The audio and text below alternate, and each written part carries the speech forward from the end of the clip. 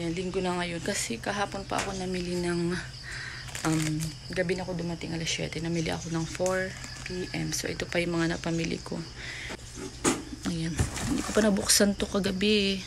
Pero ito, may mga bumili na kahapon kasi. So, ayan, nakalkal ko na ito. Yan yung mga kape. Ayan.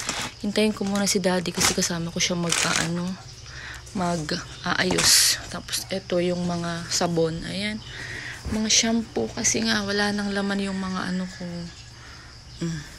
Bilis-bilis kasi nitong sardinas na ito. Hindi, kahapon ilagay mo siya dun sa kabilang ano.